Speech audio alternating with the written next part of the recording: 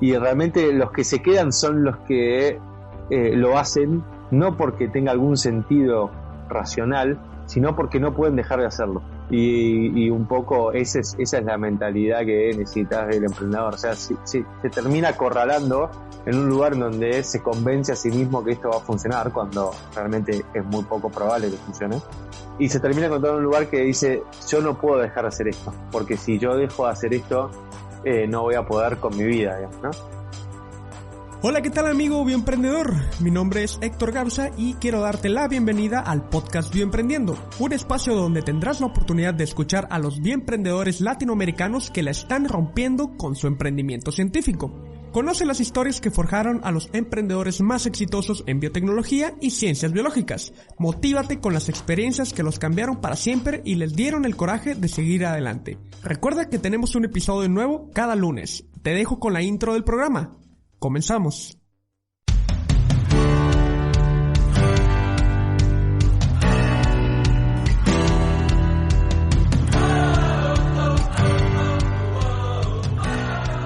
¿Qué tal amigos? Bienvenidos al episodio número 19 del podcast Bioemprendiendo. El día de hoy tenemos la oportunidad de platicar con el fundador de una company builder argentina que tiene actualmente en su portafolio de inversión a 15 empresas de biotecnología que están desarrollando proyectos de gran importancia.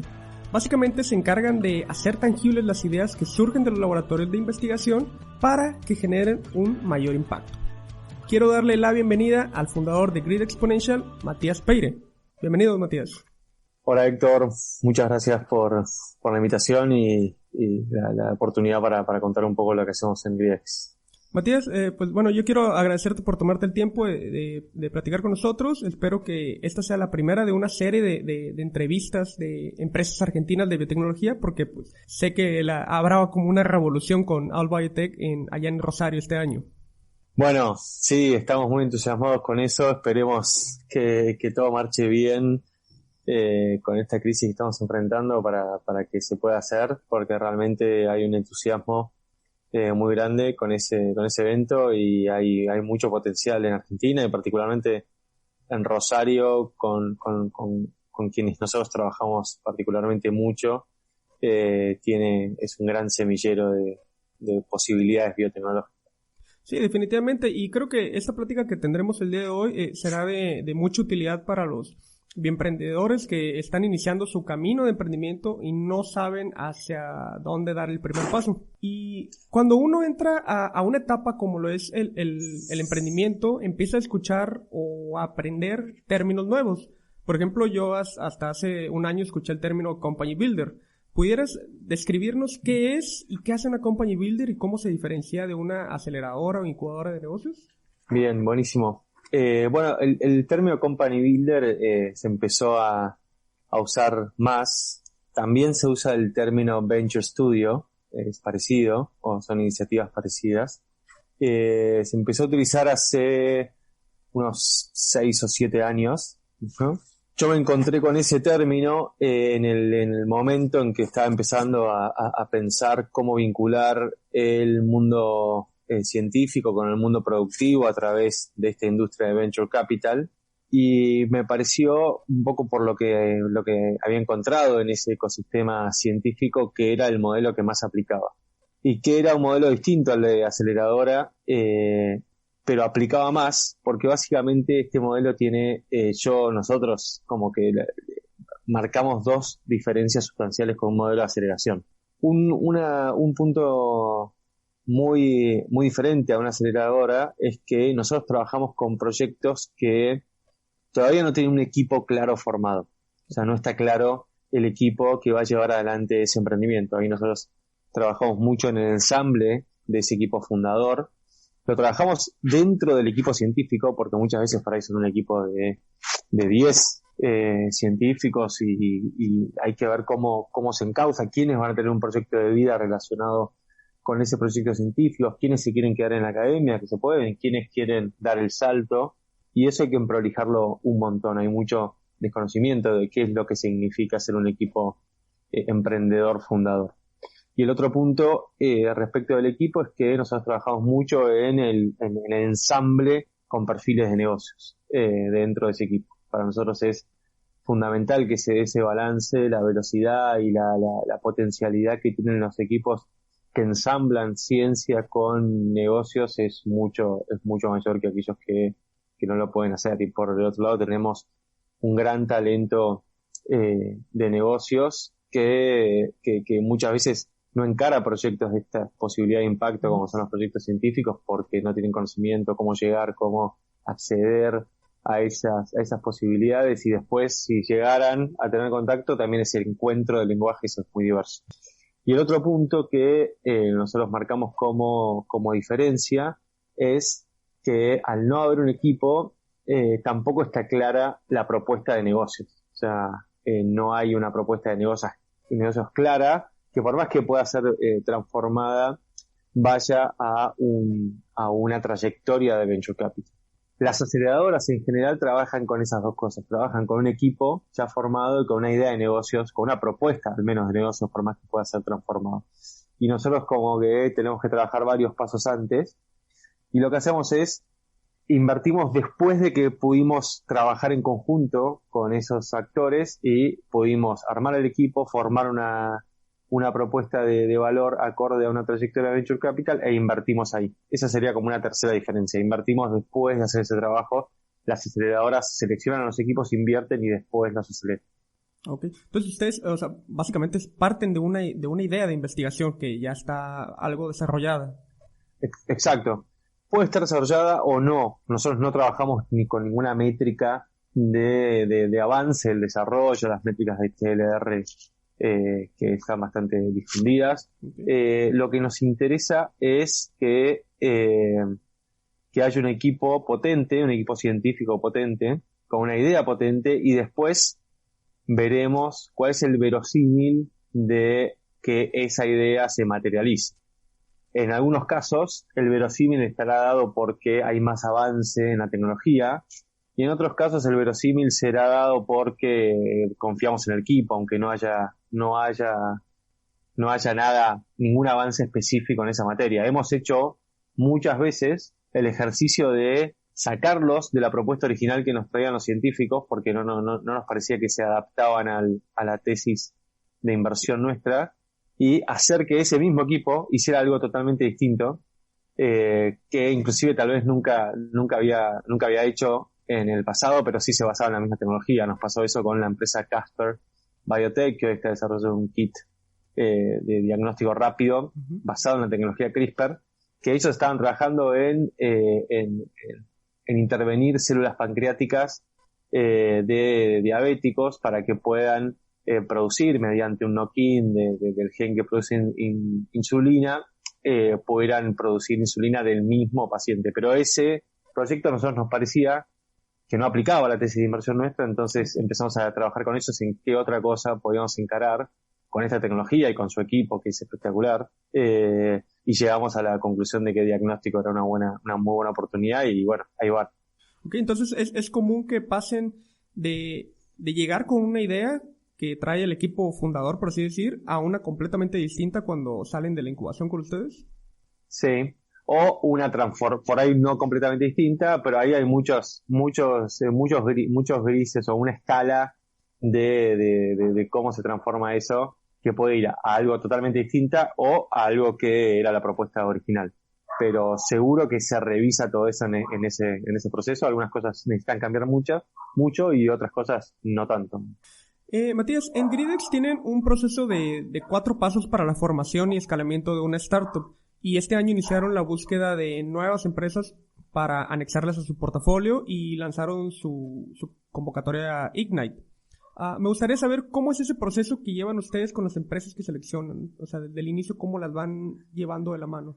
Bueno, nosotros esas 4 etapas, como bien mencionás, es nuestro proceso, digamos, ¿no? La primera etapa es una etapa de exploración que la hacemos de manera constante. Estamos mirando constantemente todo el sistema científico, principalmente de Argentina, pero cada vez vamos mirando más al resto de la región.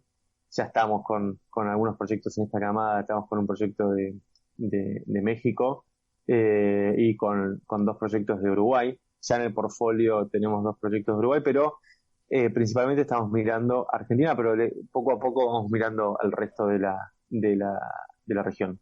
Para eso, lo que hacemos es, vamos a la fuente, ¿no? Vamos a los institutos de investigación, vamos a los laboratorios, vamos a las universidades, participamos de charlas, de concursos, constantemente estamos mapeando en ese proceso de exploración, ¿no? Durante todo el año, durante 24/7 por 365, decimos en nuestro proceso de exploración, ¿no? Ya cada vez más nos empiezan a llegar proyectos. Si bien igual la fuente principal es que los vamos a buscar, todavía tenemos que ir mucho a buscar esos proyectos, nos empiezan a llegar algunos proyectos, pero estamos constantemente mapeando. Okay. Para mapearlos tenemos un criterio que se basa en 2 cosas principalmente. Se basa en una cuestión de quién es el dueño de ese proyecto dentro de ese ecosistema científico, que es nuestra principal fuente de proyectos mapeables, que exista alguien que manifieste su intención de contarle al mundo que tiene esto y que quisiera hacer algo con eso, por más que no sepa bien qué es lo que tiene, pero seguramente algo distinto que a seguir en una trayectoria académica exclusivamente. Y después lo otro es que sea una tecnología que nos parezca relevante y que pueda resolver un problema concreto, o que pudiera tener potencial de resolver un problema concreto de la humanidad. Con esas 2 cosas, que nos cuesta muy poco identificar esas 2 dimensiones, nosotros lo consideramos un proyecto mapeable. En esa lógica ya tenemos más de 1.200 proyectos mapeados, solamente esto en Argentina, Uruguay, es el 95% de los proyectos son de Argentina y Uruguay, y pensamos que Latinoamérica tiene unos 25.000, 30.000 proyectos de estas características, digamos, ¿no? Que podríamos considerar mapeables bajo nuestro criterio. Okay. Los iremos mapeando sobre la marcha y en los próximos años, digamos, ¿no? Pero estamos seguros que la región toda podría tener esa cantidad de proyectos con los cuales podemos empezar a trabajar. Muy bien, perdón que te interrumpa aquí. ¿Hay alguien en específico que se encargue de mapear todos esos proyectos o tienes todo un equipo que lo haga? Sí. Nosotros tenemos el equipo nuestro operativo, es un equipo de 4 personas, y somos 2 personas de negocio y 2 personas con un perfil científico. Son 2 doctoras con cercanía al mundo biológico y al mundo de la biotecnología, ¿no? María Renner y Romina Casadeval son las doctoras científicas de nuestro equipo.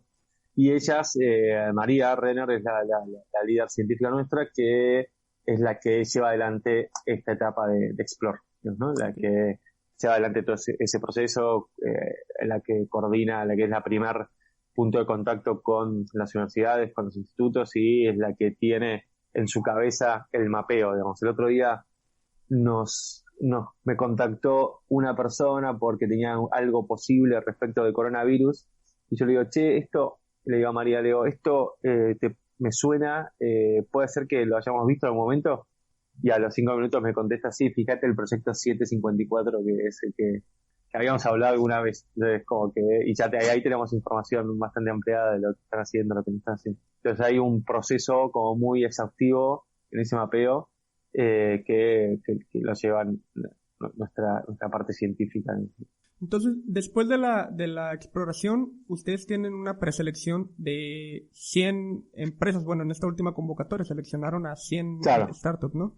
Hicimos una preselección de ese mapa de 100 empresas, teniendo en cuenta estos mismos criterios, pero quienes de esas pensábamos que estas 2 cosas las tenían como mejor plantadas, digamos, ¿no? Uh-huh. Entonces, con esas 100 empresas hicimos entrevistas particulares con cada una, y hacíamos un call de 20 minutos, media hora, siendo muy a lo concreto y pudiendo evaluar cuáles iban a ser las que íbamos a seleccionar para pasar a la siguiente etapa, que se llama Ignite, que es el programa que desarrollamos. De ese proceso seleccionamos estas 20 proyectos científicos, y hoy estamos en esa etapa Ignite trabajando con esos 20 proyectos. Ignite es una etapa que dura 3 meses, ¿verdad? Y en esos 3 meses tengo entendido que deben de tener reuniones presenciales eventualmente, ¿no? ¿cómo es la dinámica ahí para empresas o startups que no son de Argentina y que tienen que trasladarse allá? O sea, ¿quién costea el viaje o la estancia de los emprendedores que tienen que viajar a Argentina? Bueno, antes de toda esta crisis, nosotros no teníamos contemplado tener presupuesto para costear eso. O sea, que ellos a priori como que hacíamos esta aclaración de que aquellos que quisieran participar lo podrían hacer de forma remota, porque tiene una gran parte remota. El programa tenía originalmente una gran parte remota, gran parte del programa es remoto. Y aquellos que pudieran, porque también nos pasa dentro de Argentina y nos viene pasando en las últimas camadas que dentro de la Argentina tenemos proyectos en todo el país y algunos necesitaban viajar para la parte presencial. La realidad es que con todo este nuevo escenario, hoy estamos planteando todo el programa Ignite, que pensando, digamos, que esto va a ser mucho más largo de lo que por ahí esperábamos al principio, pero estamos pensando que todo el programa Ignite va a ser 100% remoto, entonces eso ya nos está haciendo tener un montón de dinámicas que a priori nos parecían que eran imposibles y hoy la realidad es que está ocurriendo, o sea, está ocurriendo que lo estamos haciendo 100% remoto. El otro día tuvimos una primer dinámica en la cual los 20 proyectos científicos empezaban a tener conversaciones particulares con los emprendedores de negocios y había una sala de Zoom específica para cada emprendedor de negocios y los proyectos científicos iban pasando cada 15 minutos en esas salas, entonces todos los emprendedores de negocios pudieron tener acceso a todos los proyectos científicos y los proyectos científicos tuvieron 5 o 6 reuniones diferentes en una actividad que tenían que hacer en conjunto y se iban nutriendo de esos emprendedores de negocios. Y bueno, de alguna manera nos está acelerando y el entendimiento de estas herramientas, de cómo poder aplicarlas para poder hacer esto 100% remoto. Así que, bueno, veremos qué pasa con esta experiencia, pero en principio hoy estamos haciendo este programa Ignite, que es 100% remoto, ¿no? Que tenía previstos una parte presencial, pero estamos transformándolo. Ahorita mencionaste algo, un criterio de selección o preselección de las startups que está relacionado con quién es el dueño de la tecnología. Normalmente los desarrollos o las startups de investigación parten de una investigación realizada en un centro de investigaciones, en una universidad, y son ellos quienes se apropian, ¿no?, de esa tecnología, por así decir. ¿Eso interfiere con lo que ustedes están buscando o al contrario? No. Cuando me refiero al dueño, a lo que me refiero es el dueño del proyecto, ¿no? ¿Quién se pone al hombro y tiene un proyecto de vida relacionado con el proyecto? No me refiero a la propiedad de ese activo que se haya podido generar o ese conocimiento que se haya producido, que siempre, como decís vos, es la institución de dependencia de ese científico, ¿no? El dueño de esa propiedad intelectual o de ese conocimiento hasta ese momento, después se irá transformando ese concepto de propiedad, es la institución de la cual depende ese investigador. Eso pasa así en Argentina y en todo el mundo, digamos, ¿no? Okay. Después de Ignite, en la siguiente etapa tienen una selección de 20 empresas, ¿cierto? ¿Qué sigue en ese proceso? Para Ignite seleccionamos 20 empresas para Ignite, sí. Y durante Ignite, que dura 3 meses, seleccionamos 10 empresas que van a pasar a la siguiente etapa, que es la etapa que le llamamos Build, que es en donde terminamos de formular una oferta de inversión concreta, la cual vamos a presentar a nuestro comité de inversiones.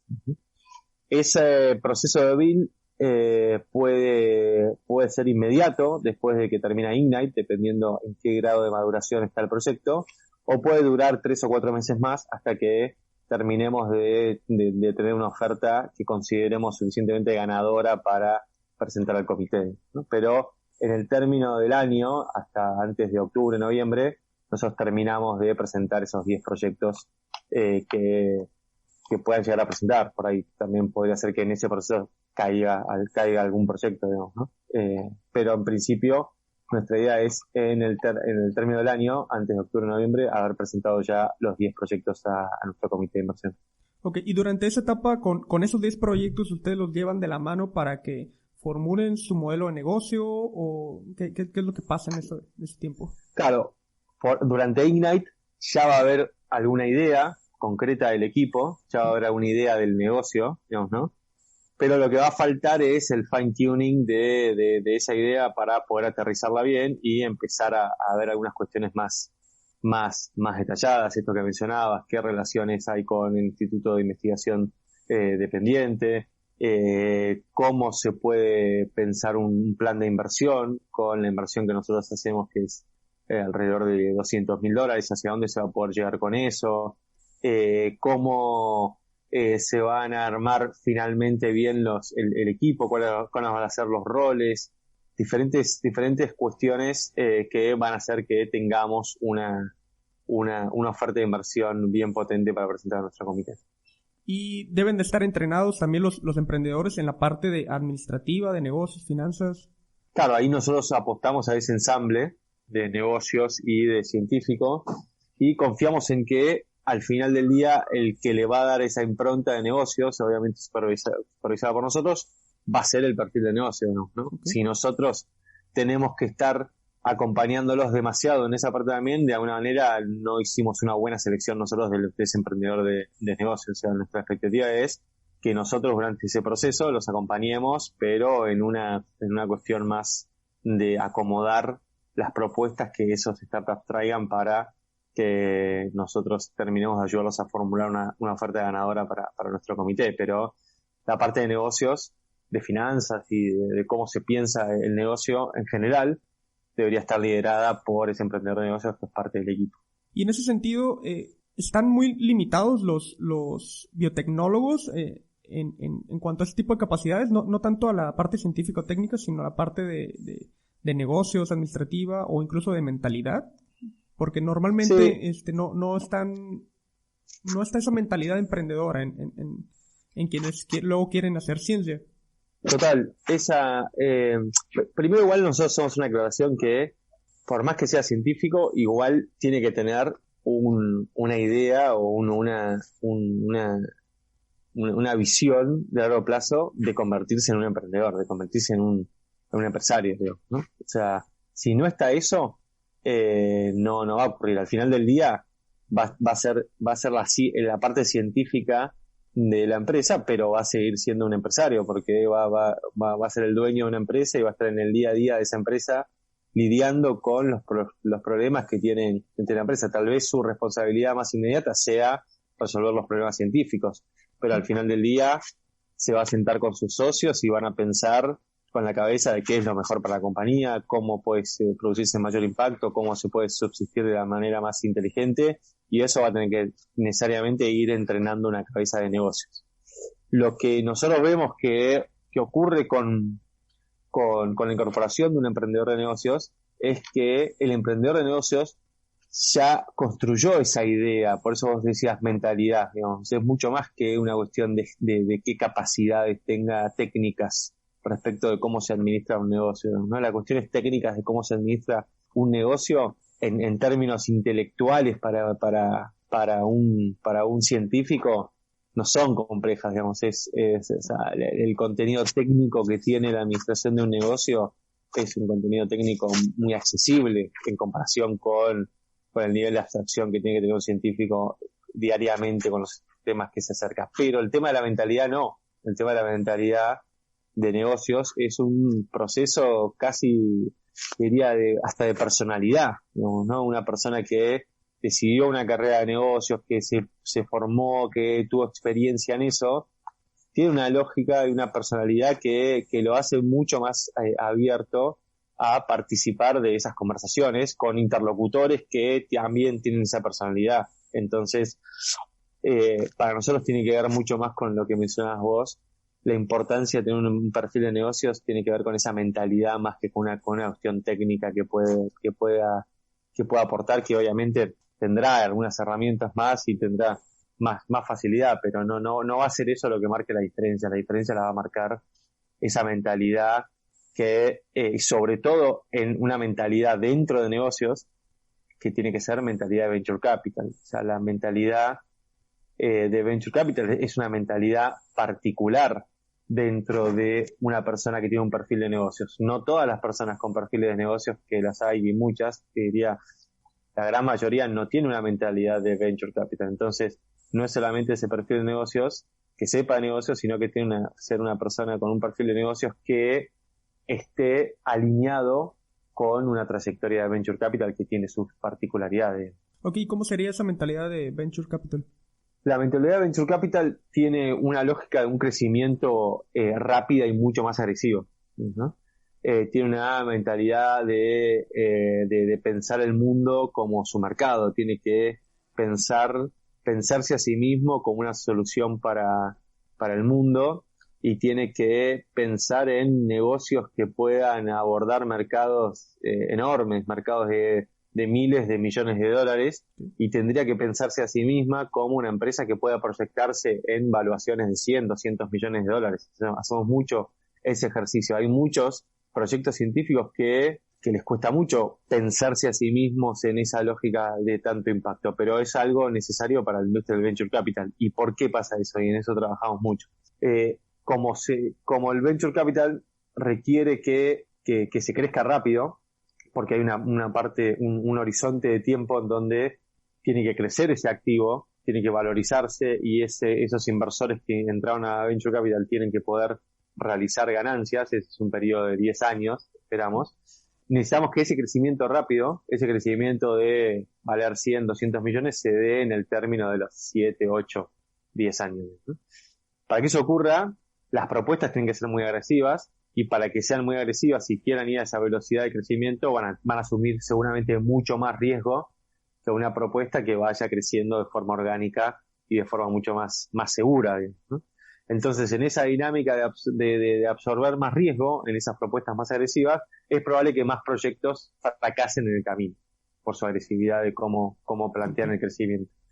Y como la estadística en el mundo del venture capital dice que 1 de cada 10 proyectos solamente va a lograr superar todos los escollos de ese crecimiento tan agresivo, ese proyecto tendría que poder repagar los 9 restantes que fracasaron.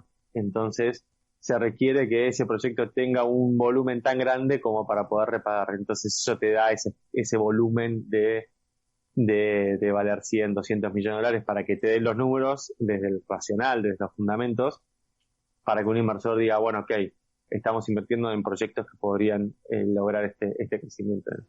Después, lo que ocurra con este perfil de portfolio, que es muy particular y que realmente es muy nuevo para la industria en general, veremos, tal vez en una segunda iteración, cuando tengamos una primera vuelta y tengamos un portfolio más maduro y veamos cómo son los números, tal vez veamos que se puede pensar por ahí otras estrategias, pero en principio, siendo compliance con el mundo del venture capital, lo que decimos es, cualquier proyecto tiene que tener esta lógica agresiva de crecimiento exponencial, y para eso va a asumir riesgos, y eso podría ponerlo en una situación de mayor vulnerabilidad.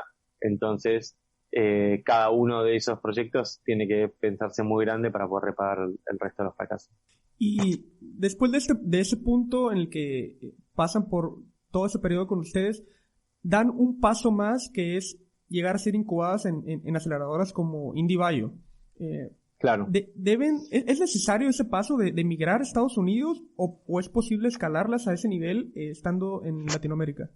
Bueno, ese es todo un tema, digamos, ¿no? Como que la realidad es que nuestro primer diagnóstico de lo que venimos en estos últimos 3 años, que es donde ya nos pusimos en acción con Gridex, y los que venimos invirtiendo y venimos viendo la región más activamente, lo que vemos es que, primero, que todos estos proyectos van a necesitar una trayectoria de mayores inversiones, ¿no? O sea, con nuestra inversión sería muy difícil que solamente con nuestra inversión pudieran llegar a una situación de cumplir esa promesa tecnológica, digamos, ¿no? De hecho, pensamos que van a ser proyectos que van a tener que pensarse a sí mismos en inversiones de 10, 15 millones de dólares, por ahí, desplegadas en 5 o 6 años, pero sin ese orden de magnitud de fondos, pensamos que podrían ser muy difíciles. Cuando diseñamos o los ayudamos a diseñar ese tipo de proyectos con esos órdenes de magnitud de montos, lo primero que observamos es que ese capital para este tipo de proyectos no está en la región. O sea, no hay fondos suficientes en la región para que puedan seguir haciendo las inversiones siguientes etapas que estos proyectos necesitan. Y eso nos hace tener que ver cuáles son las alternativas en el mundo. Y ahí es donde nosotros hacemos un trabajo para poder conectar lo antes posible a estos proyectos con el mundo. Principalmente lo hacemos con IndieBio, pero hemos trabajado también con Hatch, que es una aceleradora específica de acuicultura, con Brink, que es una aceleradora que tiene Food Tech y otras tecnologías, pero tiene Food Tech en Hong Kong, con Rebel Bio. Bueno, ahora Rebel Bio se pasó que estaba en Londres, pero ahora se pasó a Nueva York, se unificaron las marcas. Y viendo alternativas en Europa, en Estados Unidos también, como que vemos que ese es el paso necesario y vemos que es necesario hacerlo a partir de una aceleradora porque el desembarco de estas startups en esos ecosistemas es muy complejo y la verdad que tener esa contención de una aceleradora para poder a partir de ahí presentarse al ecosistema de inversores especializados en estos temas local es mucho más nutritivo. Mientras tanto, seguimos conociendo y ampliando la mirada de inversores en Latinoamérica, que hay algunos, pero que todavía faltan, y algunos proyectos que realmente por ahí, por cuestiones más personales, de familia, y les es mucho más complejo por ahí hacer ese proceso de irse afuera rápido. Estamos trabajando con alternativas más locales, pero nuestra idea es de ser un proveedor como tan activo de este tipo de proyectos en la región, que la realidad es que lo que hay hoy de inversores que puedan invertir en estos proyectos en Latinoamérica no va a ser suficiente para la cantidad de proyectos que vamos a estar poniendo en el mercado.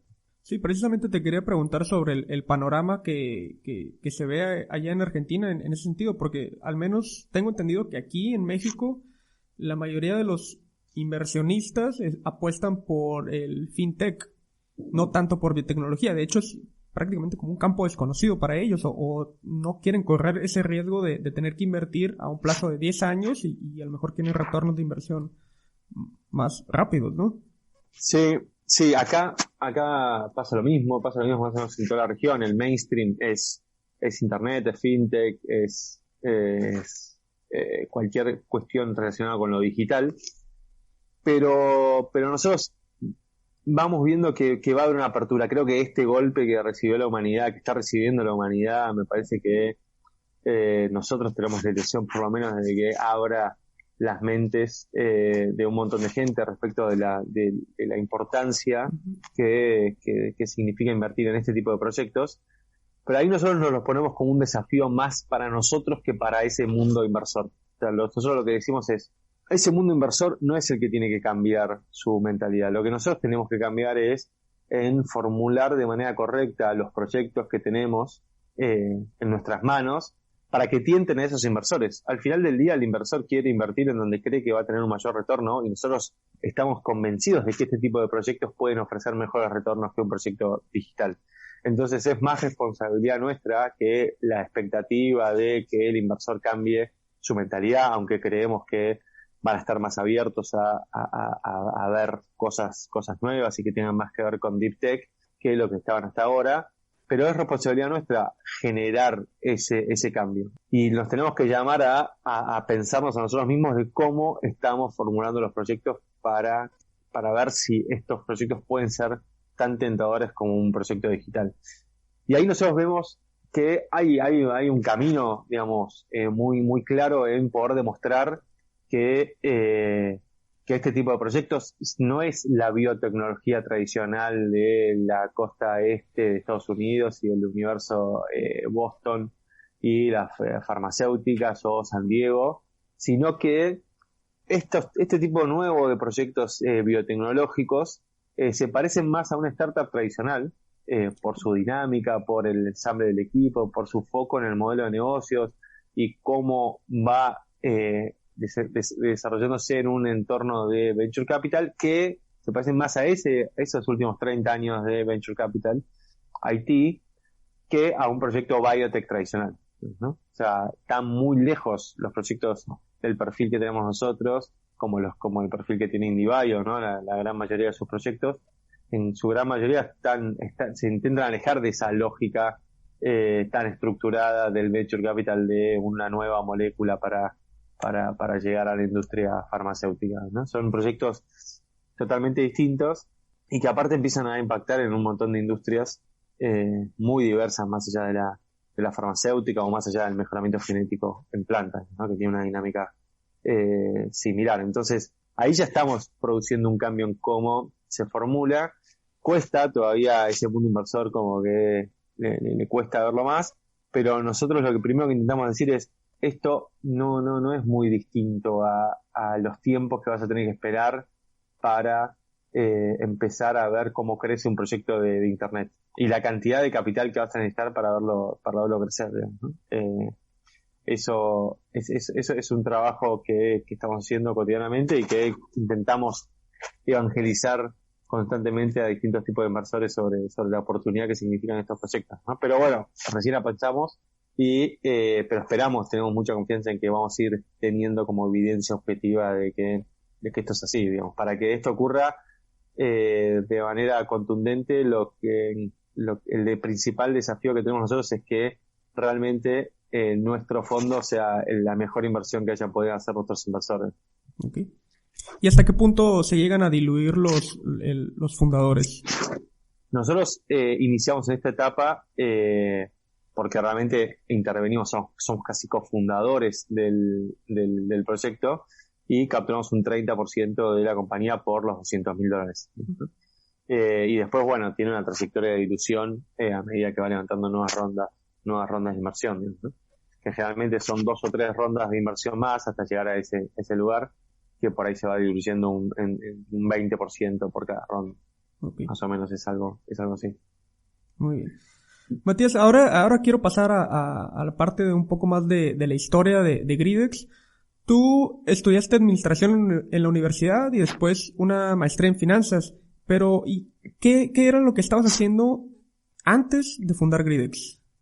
Bueno, yo tuve una empresa de tecnología desde muy chico, desde los 23 años, de software y electrónica. Hacíamos appliances, o sea, hardware y software para monitoreo de televisión digital, o sea, una cosa muy de nicho, muy, muy, muy específica, y de alguna manera fueron 13 años de esa compañía, hasta los 35 o 36 que vendí mi participación. Me formó en entender el lenguaje tecnológico muy profundo, digamos, ¿no? Entonces, con esa base, no solamente me formó en eso, sino que me hizo encontrar el gusto, digamos, ¿no? Por la tecnología. Siempre cuento una anécdota que un día nosotros hacíamos algo de electrónica y un día miro un circuito impreso y dije que me parecía lindo el circuito impreso que habíamos hecho y ya me dijeron, bueno, ya estás del lado oscuro de la tecnología, si un circuito impreso te parece lindo, es como que ya te tenemos, me dijeron. Entonces, como que en esos años como que también aprendí a disfrutar de esa exploración del conocimiento y ese desarrollo o ese nutrirme en entender esas tecnologías de manera suficiente para poder ser un interlocutor, nunca con una profundidad tan grande como para poder dominar el tema, pero sí lo suficiente para ser un interlocutor con ese perfil técnico. En el medio hice un par de empresas más, también siempre relacionadas con tecnología, y en 2013 tomé la decisión de que quería salir de mi empresa original. Pude salir, justo entró otra empresa y ellos compraron una parte de la compañía y yo pude hacer mi salida ahí. Y a fines del 2013 empecé, no sabía bien qué iba a hacer, tenía un año por delante de ayudar en ese proceso de mi salida y la entrada de los nuevos socios, pero empecé a trabajar en esta idea que ya la venía viendo porque me interesaba mucho el mundo científico y me interesaba mucho el mundo de la creación de empresas y el mundo del venture capital.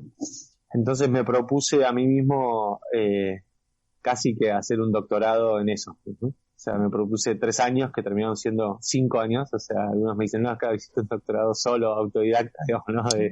De esto yo no conocía a nadie en el mundo del venture capital, ni tampoco conocía a nadie en el mundo científico, pero me sentía capaz de poder ser un interlocutor con ese mundo científico, así como lo había sido con estos electrónicos y programadores en el pasado.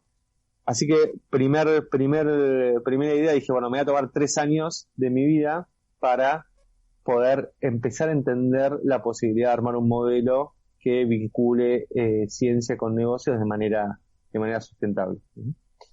Así que el primer año fue un año de estudio, un año de entender qué es lo que había en el mundo, también de viajar y ver alternativas en la región que había.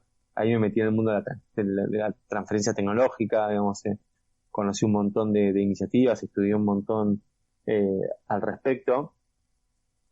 Y ahí también encontré esta lógica del modelo de company builder que te mencionaba al principio, digamos, como lo había encontrado, dije, este tiene que ser el modelo porque no vamos a poder aplicar un modelo de aceleración porque no hay proyectos suficientemente bien formulados como para hacer un proceso de aceleración, así que hay que crearlos a los proyectos, hay que ir unos pasos para atrás. El segundo año, bueno, con esa experiencia diseñé la primera idea del modelo, que es bastante parecida a lo que es hoy, pero hoy tenemos una ejecución mucho más profunda, pero en términos teóricos es bastante parecida. Y con eso yo pensé que iba a poder levantar un fondo para arrancar el proceso. Pero salí a buscar ese fondo y me dijeron, primer año, me dijeron, no, sin track record no vas a poder levantar ese fondo. Así que el segundo año dije, bueno, voy a hacer este camino de empezar a hacer ese mapa con estos criterios. Hice ese primer mapa que hoy es de 1200 proyectos, se hice de un mapa de como de 120 proyectos. Y de ese mapa empecé a trabajar con 3 o 4 o 5 proyectos.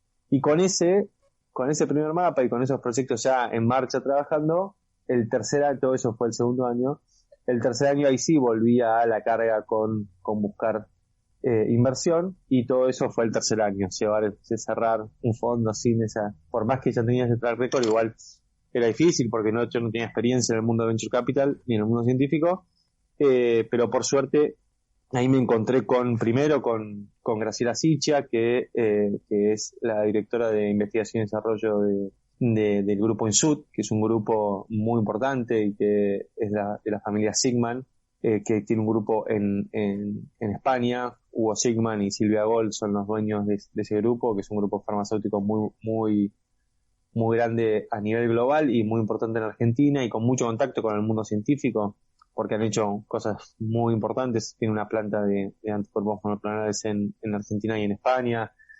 Son socios de Biogénesis Vago, que es una empresa de farmacéutica veterinaria, de Synergium Biotech, que es una empresa que hace vacunas en Argentina. Tienen proyectos de genética en campos, proyectos de forestales, o sea, están muy vinculados con todos sus proyectos con el conocimiento. Entonces, logré llegar a Hugo Sigman a través de Graciela Siccia, que es esta persona que hoy es una gran colaboradora de GRIES en muchos aspectos, porque aparte de eso también es parte del directorio del CONICET, que es el Consejo Nacional de Ciencia y Tecnología de Argentina, que tiene más de 20.000 investigadores, es muy importante. Y a partir de él, Hugo Sigman me presentó a otros inversores y armamos el primer fondo. Todo esto a final del tercer año, 2016, con lo cual en 2017 empezamos, ¿no? El cuarto año empezamos. Hicimos una prueba muy chiquita, todavía con un grado de apuesta personal muy grande, porque era un fondo muy chico como para todavía desarrollar una estructura. Y en ese primer intento hicimos las primeras 5 empresas. De esas primeras 5 empresas estuvieron Bflow y Stam, que eran 2 de las 5 que yo ya venía trabajando desde el año 2015, y esas fueron las 2 empresas en las que invertimos. Stam fue la primera, que yo venía trabajando hace más, y Bflow fue la segunda empresa. Ambas pasaron por Indivario después y ambas levantaron sus rondas seed en Estados Unidos, y ambas están trabajando hoy muy fuerte también para ir por sus próximas rondas de inversión, y ya con operaciones y con una atracción como muy interesante. Y después otras 3 empresas, que fue Bitgenia, que es una empresa de bioinformática, que fue Alitix, que es una empresa que está haciendo bacteriófagos, principalmente para la industria veterinaria, y AppLife, que es una empresa que está desarrollando una plataforma para síntesis de aptámeros, en una plataforma de screening de biosensores a partir de aptámeros, que es algo muy interesante, que todavía tiene un trayecto de I+D por delante, pero que la verdad es algo muy interesante. Vamos a tener que invitar a todas las empresas de tu portafolio a Sí, que total. compartan aquí. Que te hago una cosa que que es verdad que en la página hoy tenemos 15, pero ya tenemos 20 empresas en el portfolio. Ya son 20, ok. Entonces, cuando arrancamos, me decías que eran 15, que es cierto, es lo que figura, pero terminamos de cerrar en estos últimos meses, las últimas 5, así que ya tenemos 20 compañías en el portfolio. Muy bien. Oye, Matías, ¿y ha habido un cambio en Argentina, ya sea en materia de políticas públicas que apoyen este tipo de iniciativas o más proyectos científicos que busquen salir del laboratorio después de que ustedes iniciaron? Sí, durante el gobierno pasado se hizo una iniciativa que fue muy buena. Hicieron un fondo dependiente de lo que se llama el Ministerio de Producción en Argentina, el cual tenía como dos abordajes. Un abordaje de apoyar a fondos de Venture Capital, que hacen Venture Capital, que ahí se convertían en socios, y una iniciativa de apoyar aceleradoras. Si bien nosotros, como explicamos antes, no somos una aceleradora, pero entrábamos en ese grupo de acelerador. Y dentro de ese grupo de aceleradoras convocaron a 13 aceleradoras, y dentro de esas 13 convocaron a 3, que en realidad se presentaron como 7, de base científica, y nosotros concursamos y ganamos una de esas 3 plazas de las aceleradoras de base científica. El programa consistía en, se determinaban fondos para que el Estado pueda hacer conversiones a las inversiones que nosotros realicemos, y lo pudiéramos hacer en los próximos 4 años con 5 empresas por año, ¿no? Entonces, por cada proyecto que nosotros invertíamos hasta $150.000, el Estado hacía un aporte de $300.000, o sea, el doble, para potenciar ese proyecto, y ese aporte quedaba como un préstamo que se llama contingente. O sea, si a la startup le va bien, lo va a tener que devolver en algún momento. Si a la startup le va mal y no funciona, no puede no devolverlo y no va a haber ningún problema. Hay 2 preguntas que me gustaría hacerte juntas. Una es, ¿por qué invertir en biotecnología? Y la otra, ¿por qué emprender en biotecnología? Bueno, invertir en biotecnología, nosotros realmente estamos muy convencidos, ¿no? Como que nos parece algo que es muy claro, que el mundo necesita cambiar la matriz productiva, ¿no? Necesita repensarse a sí mismo en el estado actual de posibilidades de acceso a un bienestar material, y en el estado futuro que necesita para poder abastecer el crecimiento necesario para que una gran parte de la población pueda acceder a ese bienestar material. O sea, hoy el mundo ha logrado un bienestar material gigante, pero ese bienestar material no llega a la gran mayoría o a una gran parte de la población. Entonces, para eso se necesita crecer más, pero si nosotros proyectamos ese crecimiento de acuerdo a la matriz productiva actual, o sea, realmente esto no tiene sentido. Hay un artículo muy interesante de Arvind Gupta, que es el fundador de IndieBio, que después te puedo pasar el link, así lo puedes compartir con la audiencia, que él hace o sea, pone en valor una idea que nos parece muy interesante, que es que la economía del mundo se duplica cada 25 años. Hoy la economía del mundo tiene un valor de mercado de $100 trillones, ¿no? Si eso se duplicara en 25 años sería de $200 trillones. Pero si queremos proyectar eso con las lógicas de cómo comemos, cómo nos movemos, cómo intervenimos con el medio ambiente, cómo nos encontramos, no, el mundo colapsa, digamos. Si esto que está pasando es una primer cachetada a ver que estamos planteando el crecimiento de una manera que no va a ser sostenible, ¿no? Entonces vamos a tener que repensar ese crecimiento, que realmente este crecimiento nos trajo hasta acá con un montón de ventajas. La verdad que el progreso que ha tenido la humanidad en los últimos 200 años es magnífico, pero no lo hicimos con la conciencia suficiente de lo que significa el medio ambiente y la conciencia suficiente de lo que significa el otro como cohabitante del planeta, y eso, más allá de un tema ético, que por supuesto lo es un tema estratégico. Digamos, nosotros, nuestra visión es que las máximas volatilidades que hoy tiene el mundo tienen que ver con cuestiones de desigualdad y cuestiones medioambientales, digamos, ¿no? O sea, presenta una volatilidad muy grande esa fragilidad que tiene el mundo en esos términos. Bueno, ahora ni que hablar de la volatilidad que significa esto que estamos viviendo hoy con coronavirus, digamos, ¿no? Y después lo otro que me preguntás es por qué sería interesante emprender en biotecnología. Bueno, creemos que es un poco por lo mismo, digamos, ¿no? Las grandes oportunidades están ahí, o sea, por ahí el desafío del científico no tiene tanto que ver con darse cuenta de esta potencialidad, porque eligió una vida de estar cerca de resolver grandes problemas a través del conocimiento, pero el desafío más grande es, para el científico, es darse cuenta o por incorporar que la empresa es el mejor vehículo que hasta ahora desarrolló la humanidad para poder enfrentar eso, ¿no? Ese es todo un proceso, porque a priori hay mucho prejuicio respecto a la empresa como una maquinaria para generar utilidad y para generar beneficios para los dueños de esa empresa, y no como una maquinaria para generar transformación real, digamos, ¿no? Nosotros trabajamos mucho eso de poder resignificar el concepto de empresa como una maquinaria que permite una transformación, ¿no? Una transformación real del escenario que nos toca vivir.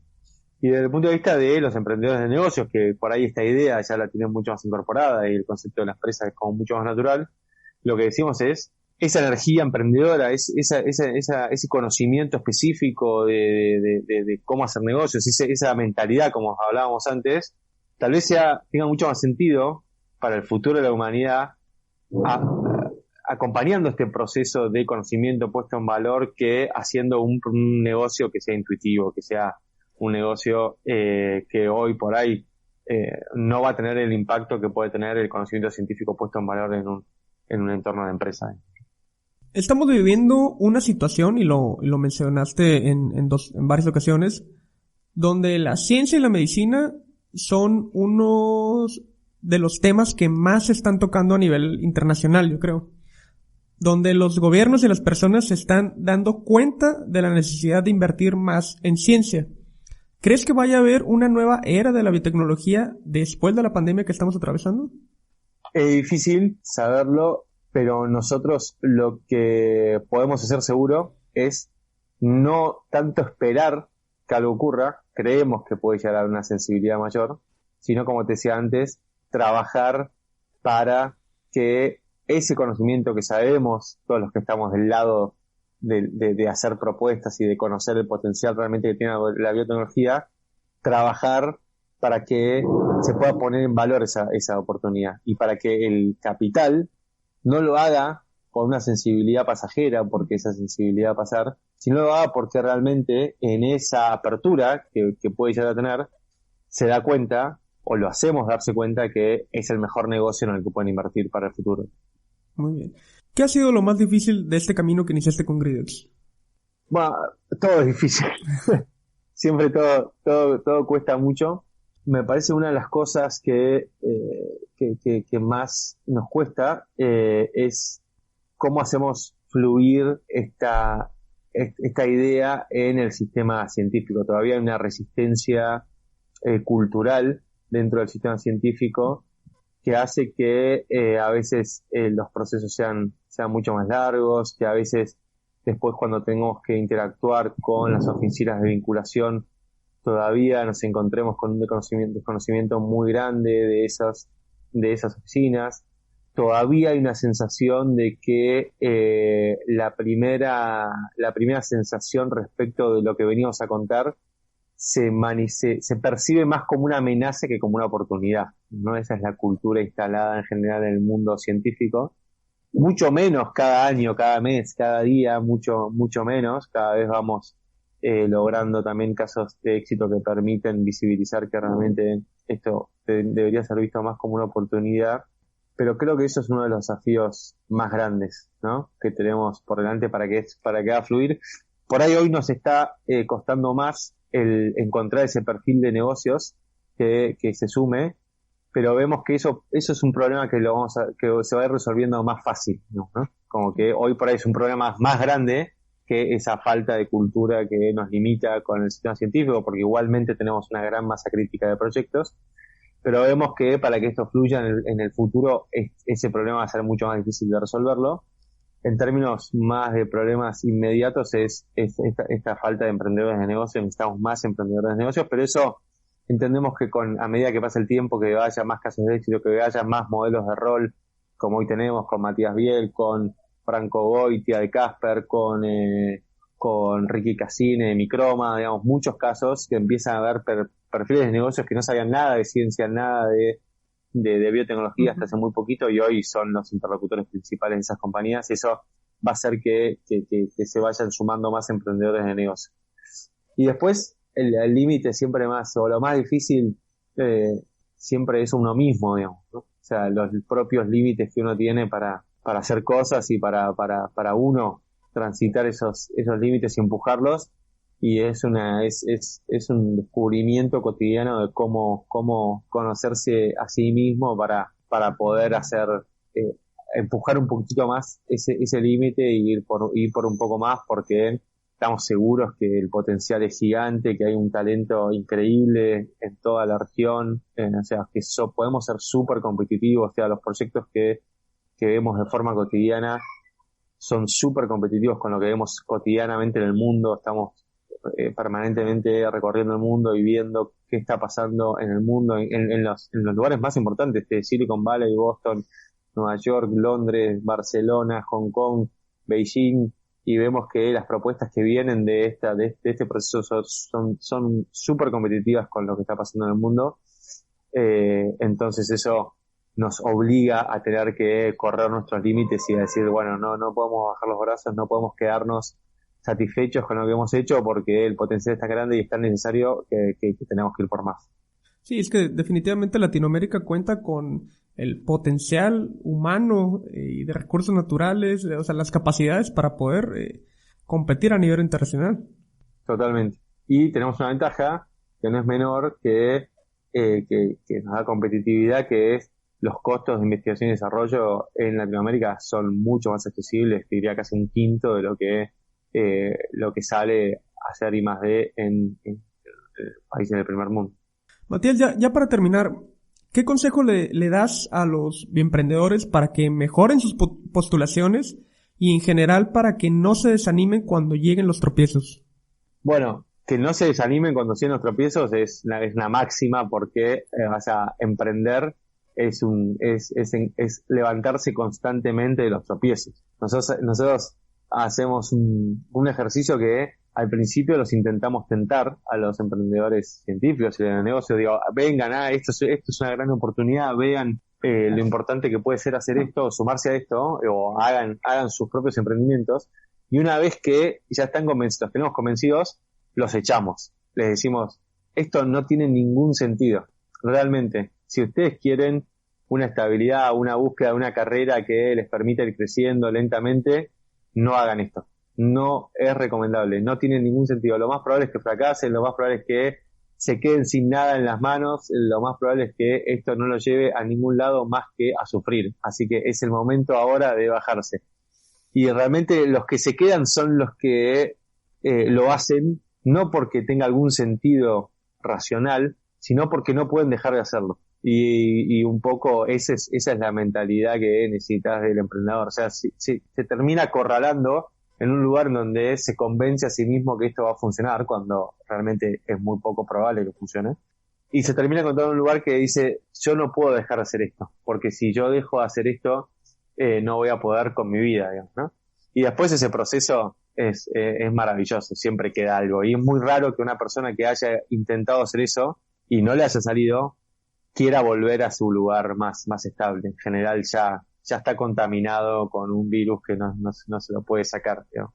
Y me preguntabas otra cosa. Para mejorar sus postulaciones. Que un consejo para los bioemprendedores que podrían, o sea, cómo podrían mejorar sus propuestas.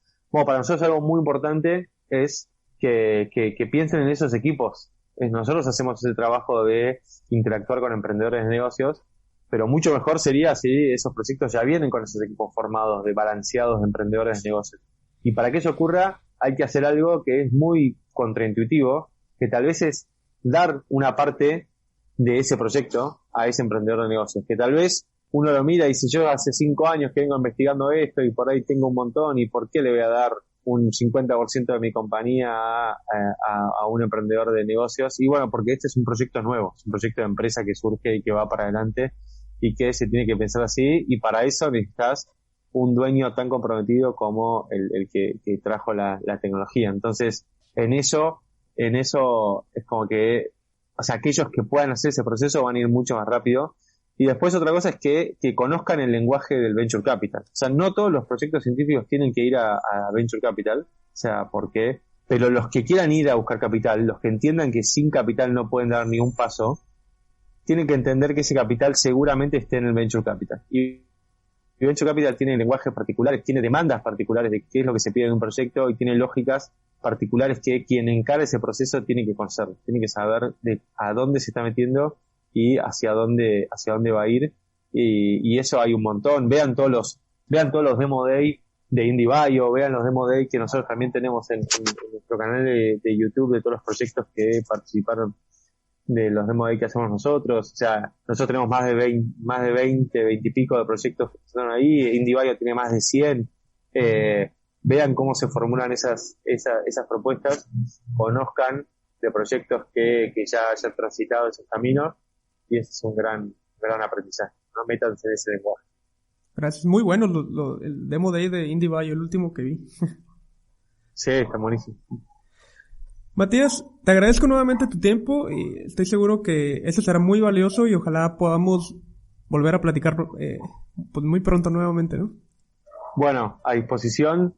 Tenemos que trabajar en este ecosistema de bioemprendimientos todos juntos en la región, y realmente bueno, estamos para ayudar para lo que sea necesario, porque realmente creemos en el impacto que puede generar que esto fluya, ¿no? Pues muchas gracias. Y bueno, chicos, ya para terminar les comparto las redes sociales de Gridex para que estén pendientes de sus próximas convocatorias. Si tienen una idea innovadora de alto impacto y esa pasión que caracteriza a un emprendedor, apliquen a todas las convocatorias que vean, pero sobre todo estén pendientes de Gridex en Twitter, que los encuentran como @gridxp, Gridex. Y en Instagram como @gridexponential, y su página web que es gridexponential.com, donde también podrán revisar todas las empresas que están en su portafolio y darse una idea de lo que hay o de lo que se puede hacer con biotecnología. Y de todas formas les estaremos compartiendo estos datos en nuestro sitio web. Y bueno, amigos, es todo por el día de hoy. Espero que las experiencias que escuchaste en este episodio te den el coraje de dar el primer paso en tu emprendimiento científico. Recuerda compartir nuestros episodios en redes sociales. Síguenos en Facebook, Twitter e Instagram. Nos encuentras como @bioemprendiendo. Y si tienes una historia que contar y quieres motivar a más bioemprendedores, contáctanos al correo bioemprendiendo@gmail.com o a través de nuestras diferentes redes sociales. Nos vemos en el próximo episodio del podcast Bioemprendiendo. ¡Hasta pronto!